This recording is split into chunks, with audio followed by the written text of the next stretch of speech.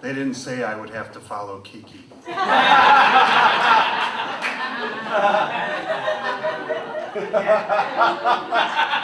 kind of shook me, so. All right, here we go.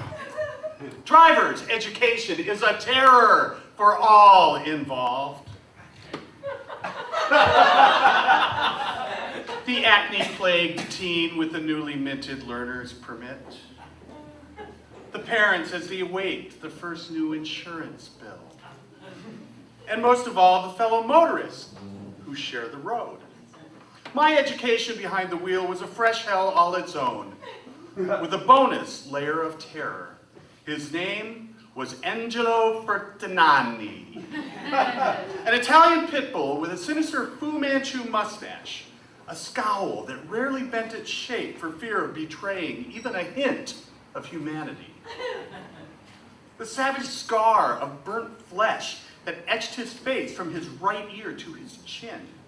We never knew its origin, but there was supposition that it stemmed from his tour of duty in Vietnam. He was a Green Beret of sorts, part of a special hand-to-hand combat force. It was rumored, and believed to be true, that he was trained in practice in a martial art that involved thrusting his fist through a man's chest, reaching in and producing a still-beating human heart. What did we know? We were in Pemberville, Ohio. At a small rural high school, kids drove their tractors to school. If we could witness a horse producing a live and breathing foal, why couldn't Mr. Fertinani produce a bleeding, pumping human heart in the heat of combat? And what better vocation for someone with this particular skill set and temperament than to ride shotgun with nervous teens behind the wheel for the first time? Of course, Mr. Fertinani was also the school's wrestling coach. It was rumored, and believed to be true, that he had once broken a wrestler's arm to teach him a lesson. But if he did, no one dared to talk. Now, I begged my pragmatic father to pay for lessons with a professional driving instructor, anything to avoid a summer with Fert.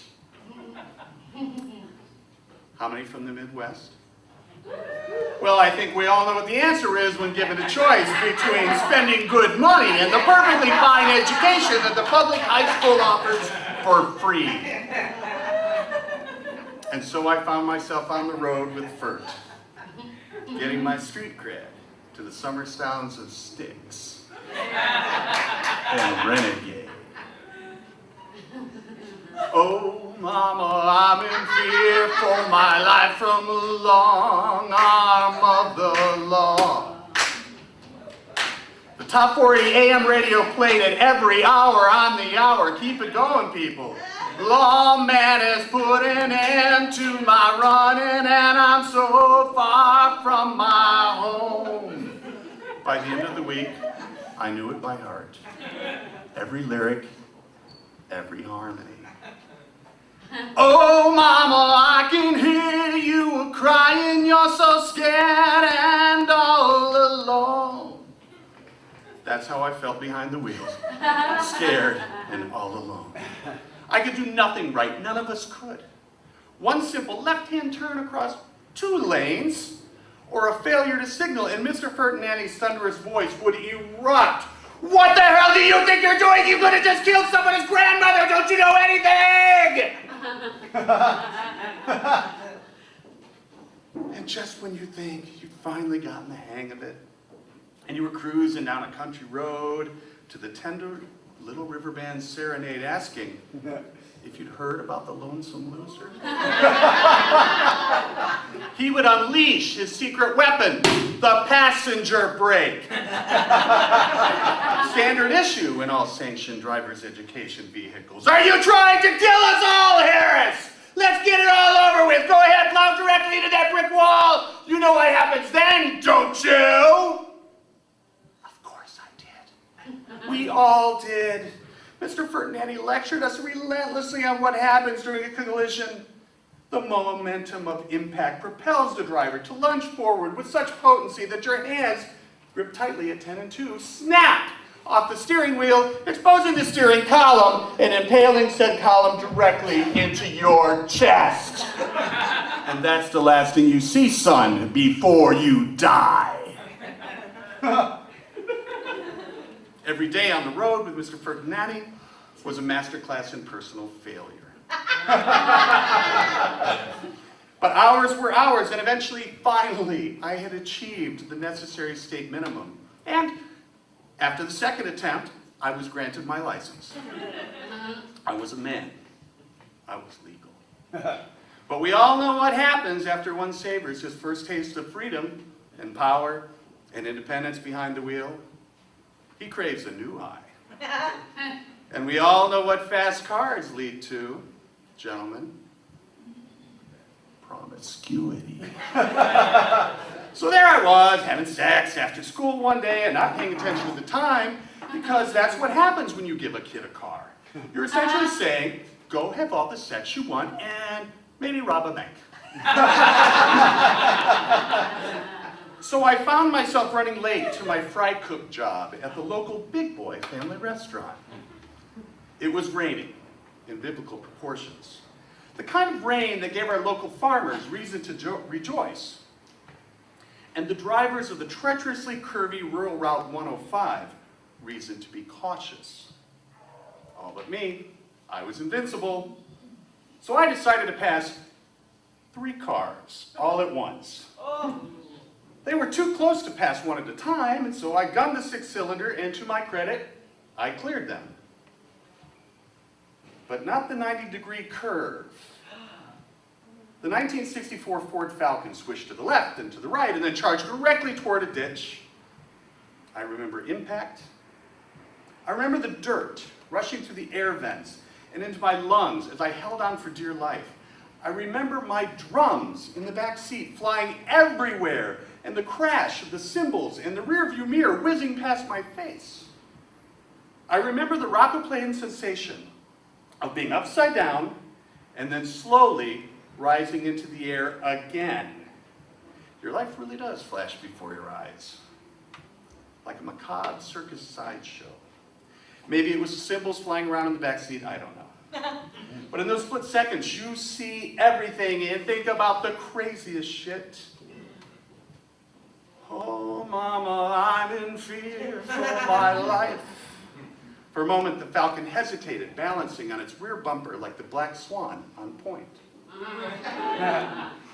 And then, ever so gratefully, she slowly descended to earth, the gentle thud of impact, refusing to betray the weight of Detroit's finest, still made of steel, or the gravity of the situation.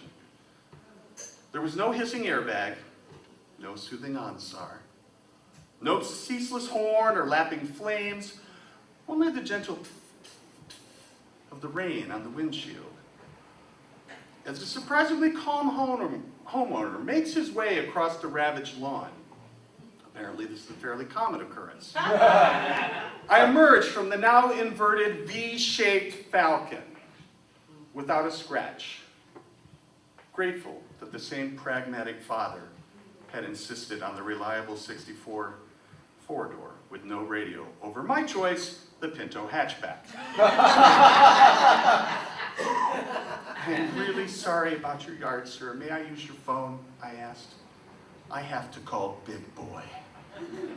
Of course, after explaining to my manager that I had just been in a life-threatening accident that totaled my car in some poor person's yard, he said, "But you are still coming in, right?"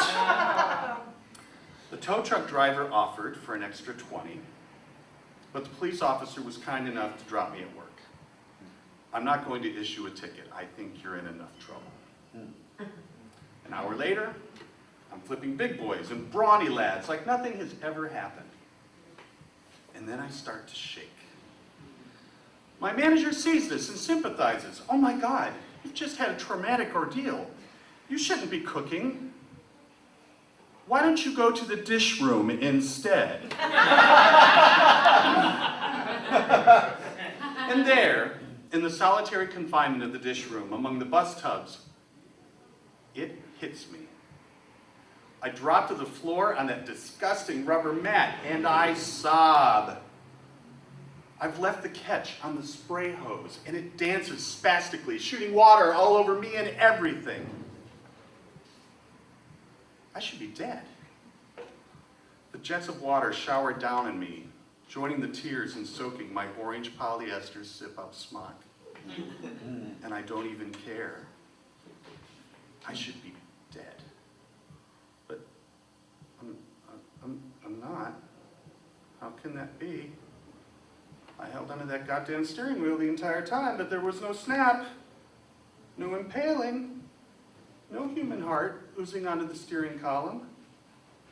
And that's when I laughed. You were wrong, Ferdinand, you stupid little asshole! Don't you know anything? And that's when my manager sent me home.